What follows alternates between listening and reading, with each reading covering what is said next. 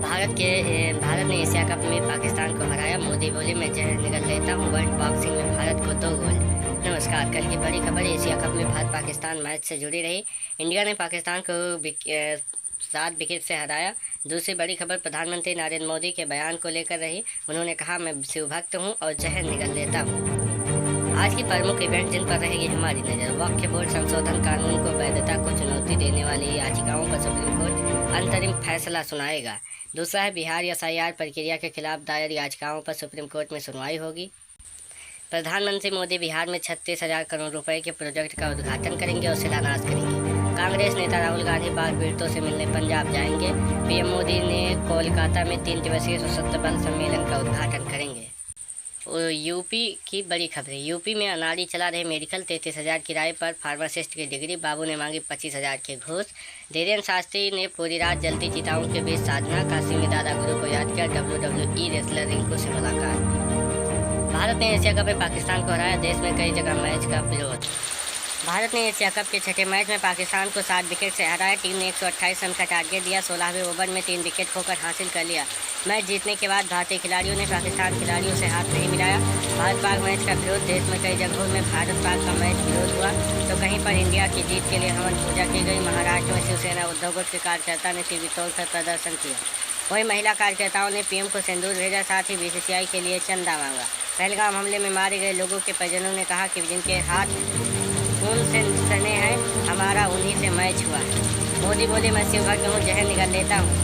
हमारे लिए जनता ही भगवान है। प्रधानमंत्री नरेंद्र मोदी ने असम में 18,500 करोड़ रुपए के प्रोजेक्ट का उद्घाटन किया और शिलान्यास किया। इस दौरान पीएम ने उनको दी गई गालियों का जिक्र किया। उन्होंने कहा कि मुझे कितनी भी गालियाँ दे दे, मैं भगवान शिव का भक्त हूँ, सारा जहर निगल लेता हूँ, लेकिन जब किसी और का अपमान होता है तो मुझसे रहा नहीं जाता। मोदी ने कहा मेरे लिए तो जनता जनार्दन ही मेरा भगवान है, यही मेरे मालिक हैं, यही मेरे पूजनीय, यही मेरा रिमोट कंट्रोल है और मेरा रिमोट कंट्रोल नहीं है। नेपाल हिंसा में मारे गए लोग शहीद कहलाएंगे। हिंसा में न्यायिक जांच होगी। नेपाल के अंतिम प्रधानमंत्री सुशीला कार्की ने कहा कि जनजी आंदोलन में मारे गए लोगों को शहीद घोषित किया जाएगा। उनके परिजनों को 10-10 लाख नेपाली रुपए मुआवजा मिलेगा। नेपाली हिंसा में मरने वालों की संख्या 72 हो गई है। इनमें एक भारतीय महिला भी शामिल है। कार्की ने नेपाल को संबोधित किया। कार्की ने 9 सितंबर को नेपाल में हुई हिंसा की न्यायिक जांच कराने की भी घोषणा की। उन्होंने कहा मैं और मेरी टीम यहाँ सत्ता का स्वाद चखने नहीं आए हैं या 6 महीने से ज़्यादा यहाँ नहीं रहेंगे। हम नई संसद की जिम्मेदारी सौंप देंगे, लेकिन उससे पहले हिंसा की जांच कराएंगे।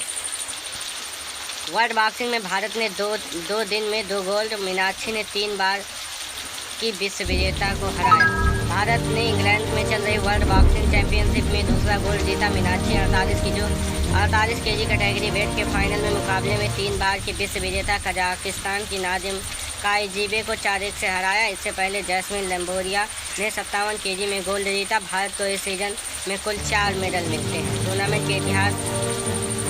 लखनऊ एयरपोर्ट पर हादसा टला। पायलट ने अचानक इमरजेंसी ब्रेक लगाई। डिम्पल यादव समेत 151 लोग सवार थे। लखनऊ एयरपोर्ट से दिल्ली आ रही इंडिगो की फ़्लाइट को पायलट ने टेक ऑफ से पहले अचानक रोक दिया। फ़्लाइट रनवे पर दौड़ चुकी थी। आखिरी वक्त पर पायलट ने इमरजेंसी ब्रेक लगाया। बताया जा रहा है कि फ़्लाइट के इंजन को टेक ऑफ के लिए थ्रस्ट यानी प्रेशर नहीं मिल पा रहा है। फ्लाइट में सपा सांसद डिम्पल यादव समेत 151 यात्री सवार थे। सभी को सुरक्षित बाहर निकालकर दूसरी फ्लाइट से दिल्ली भेजा गया। डीजीसीए ने घटना की रिपोर्ट मांगी। एयरपोर्ट सूत्रों के अनुसार डीजीसीए ने घटना की रिपोर्ट मांगी है। इंडिगो ने कहा तकनीकी कारण से टेक ऑफ रोका गया, लेकिन वजह स्पष्ट नहीं बताई। छठाई रूपाणी की अंतिम यात्रा का खर्चा भाजपा ने नहीं दिया। व्यापारियों को पूर्व सीएम के घर भेजा। गुजरात के पूर्व मुख्यमंत्री विजय रूपाणी की अंतिम यात्रा का खर्चा उठाने से भाजपा ने इनकार कर दिया। पार्टी की ओर से कहा गया कि अंतिम संस्कार में खर्च हुए 20 से 25 लाख रुपए रूपाणी परिवार देगा। दिव्य भास्कर के सूत्रों के मुताबिक अंतिम यात्रा के दौरान फूल टेंट अन्य व्यवस्था करने वाले व्यापारी जुलाई में रूपाणी के घर गए। परिवार से पैसे मांगे थे। परिवार को जब पता चला कि पार्टी ओर से भुगतान नहीं हुआ तो उन्हें झटका लगा। हालांकि उन्होंने पैसे चुका दिए।